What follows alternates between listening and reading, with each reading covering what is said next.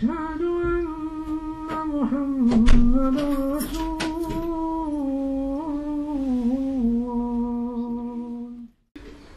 بسم الله والحمد لله والصلاة والسلام على رسول الله صلى الله alayhi wa sallam. Mes chers frères, mes chères sœurs, il est possible que ce soit la dernière rencontre que l'on a ensemble. En effet, la vie de chacun et de chacune est dans les mains d'Allah subhanahu wa ta'ala. On ne sait pas qui partira le premier.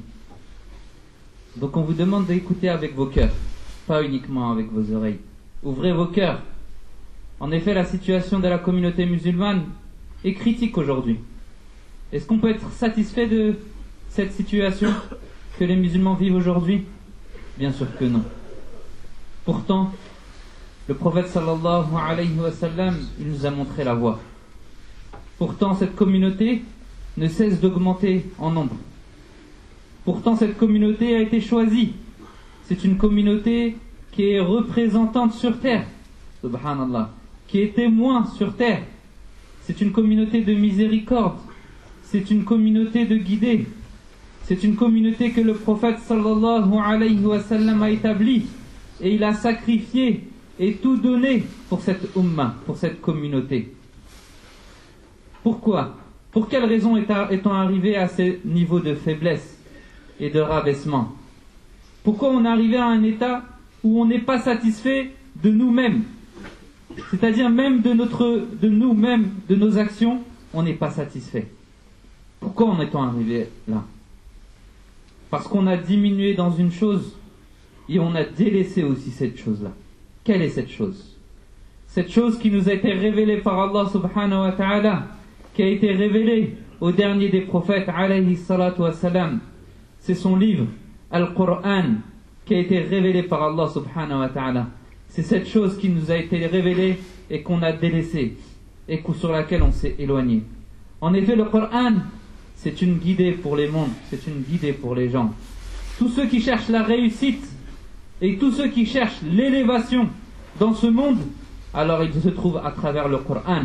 Et aussi il se trouve à travers le suivi de la personne à qui il a été révélé, à savoir le prophète sallallahu alayhi wa sallam.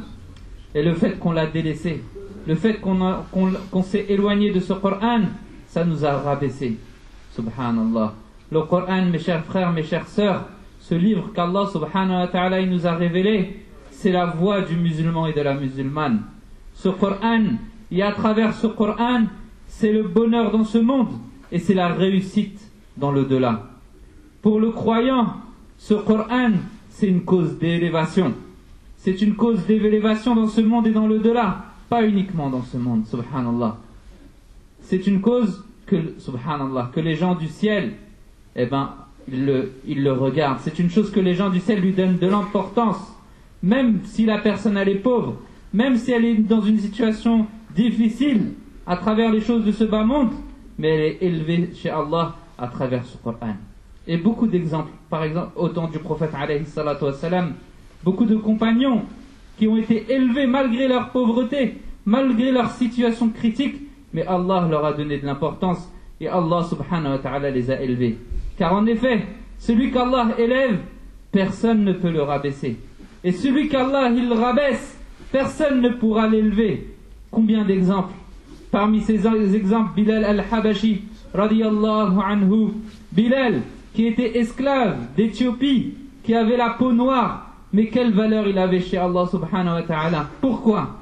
Parce qu'il a cru en Allah, il a porté le Coran en lui, il a traduit le Coran dans son cœur, et il a appliqué ses principes, Allahu Akbar, il a appliqué ses principes dans sa vie, il a été juste, il a été véridique, à tel point qu'Allah subhanahu wa ta'ala il l'a élevé. Même si, à la base, son maître, Umayya ibn Khalaf, voulait le rabaisser, mais Allah l'a élevé, subhanallah. À tel point qu'il est monté sur le plus haut, sur la maison la plus noble, sur l'endroit le plus important dans l'islam, la maison sacrée, qu'il est monté sur la maison la plus importante sur terre pour faire al-adhan. Allahu Akbar. Il est monté sur la Kaaba pour faire l'adhan. Allahu Akbar, Allahu Akbar. Allah subhanahu wa ta'ala l'a élevé. Et à ce moment-là, quand il est monté faire l'adhan, les gens, certains qui avaient une faiblesse dans leur foi, ont dit: Mohammed n'a trouvé que ce corbeau pour monter sur la Kaaba et faire l'appel à la prière. Subhanallah. Ça c'est auprès des gens, la valeur auprès des gens. Mais chez Allah, combien de valeur il a, Bilal radiyallahu anhu, malgré qu'il a été esclave, malgré qu'il était noir. Combien de valeur chez Allah, à tel point que le prophète alayhi salatu wassalam lui a dit: Ah Bilal, quelle action fais-tu pour que j'ai entendu tes sandales au paradis? Allahu Akbar. Il a mis le Coran dans sa vie, il a appelé les gens au Coran, il a traduit le Coran dans son cœur. Voilà aujourd'hui ce qu'il est demandé, c'est de mettre le Coran dans sa vie. Et combien d'exemples d'hommes et de femmes qui ont suivi le prophète sallallahu alayhi wa sallam, qui étaient faibles et qui étaient pauvres, mais qu'Allah a élevé, subhanallah. La famille de Yasir, Soumiya radiyallahu anha, la première martyre dans l'islam, qu'Allah il a élevé. Et ça c'est pourquoi? Ça c'est parce que c'était des gens qui avaient le Coran, et c'était des Corans qui marchaient sur terre. Donc mes chers frères, mes chères sœurs, le Coran ce n'est pas uniquement un livre qu'on doit lire, mais c'est un livre qu'on doit porter sur soi, comme l'ont porté les Sahaba radiyallahu anhum, pour être élevés comme ils ont été élevés. Sinon, si on mettra le Coran derrière nous et on délaissera le Coran, et ce sera notre perte, et il n'y aura que rabaissement et que faiblesse. Si on ne l'apprend pas, Allah amènera d'autres peuples et d'autres communautés pour l'apprendre et pour l'appliquer et pour le transmettre. Allah subhanahu wa ta'ala, il dit dans le sens du verset: c'est nous qui avons fait descendre le dhikr, c'est-à-dire le Coran, et c'est nous qui le protégerons. Subhanallah, depuis 1400 ans, plus de 1400 ans, le Coran est arrivé à nous. Parce que Allah subhanahu wa ta'ala, c'est lui qui a dit qu'il allait le protéger. C'est nous qui avons descendu le Coran, et c'est nous qui le protégerons. Aujourd'hui, on lit le Coran, mais on ne le médite pas. On le psalmodie, on le récite, mais on ne cherche pas à comprendre les sens, et on ne cherche pas à les appliquer dans notre vie. Allah nous dit: Warattilil Qur'ana tartila. Récite, psalmodie le Coran de la meilleure façon. Pourquoi? C'est pour qu'on l'écoute et qu'on le comprenne et qu'on l'applique dans notre vie. Voilà l'objectif, mes chers frères, mes chères sœurs, et qu'on le transmette aux autres. Toutes les règles de ce bas monde, toutes les règles de ce dunya, elles sont dans le Coran. Le miracle du Coran, c'est qu'Allah il a fait que ce livre est adapté et compréhensible par chacun d'entre nous. Et chacun d'entre nous, peu importe le niveau qu'il a, il peut en tirer des leçons. Le savant peut en tirer des leçons. Le prieur, le abid, l'adorateur, il peut en tirer des leçons. L'ingénieur, il peut en tirer des leçons. Le médecin, il peut en tirer des leçons. L'agriculteur, il peut tirer des leçons du Coran. Le scientifique, il peut tirer des leçons du Coran. Allah a facilité le Coran. Allah dit: Allah a facilité le Coran. Y a-t-il quelqu'un, et certes nous avons facilité le Coran, y a-t-il quelqu'un qui veut se rappeler ce Coran, qui veut en tirer des leçons? Allahu Akbar.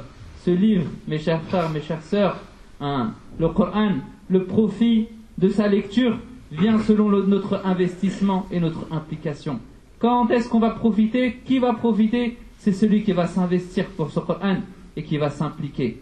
Subhanallah. Les compagnons avant l'islam, ceux qui vivaient au temps du prophète alayhi salam avant l'islam, c'était des gens rabaissés, c'était des gens pauvres, c'était des bédouins qui vivaient dans le désert. Mais avec le Coran, Allah les a élevés. Avec le Coran, ils ont dominé le monde, car ils ont appliqué ces principes et car ils ont transmis ces principes. Voilà ce qui est demandé aujourd'hui. Malheureusement, on a délaissé le Coran. On a mis le Coran derrière nous. Et la seule solution pour réussir, c'est de revenir à ce livre. Subhanallah. L'objectif, mes chers frères, mes chères sœurs, à travers ce sermon, ce n'est pas de vous détourner de ce bas monde. Et ce n'est pas de vous faire chacun et chacune d'entre vous des ascètes. Mais l'objectif, c'est de prendre conscience de l'importance du Coran, de le mettre dans sa vie, et de le méditer, et de le transmettre. Regardez, le prophète alayhi salatu wassalam nous dit dans le sens du hadith: s'il vient la fin des temps, al-qiyamah, s'il vient la fin des temps, que celui qui a une graine dans sa main, qu'il la plante, subhanallah. Malgré que c'est la fin des temps, malgré qu'il n'y a plus d'espoir de vie, le prophète alayhi salam, il dit: si tu as une graine, alors plante-la. Pourquoi? Subhanallah. L'objectif, le prophète alayhi salatu wassalam, il nous demande d'utiliser ce bas monde pour construire notre au-delà. Utiliser ce dunya pour construire notre au-delà. Voilà ce qui est demandé pour chaque personne de la communauté du prophète alayhi salatu wassalam. en tant que musulmans et musulmanes, utiliser ce bas monde pour construire notre au-delà. Prendre le Coran, apprendre le Coran, le traduire dans son cœur, appliquer ses principes et aller le transmettre, aller transmettre cette miséricorde. Astaghfirullah.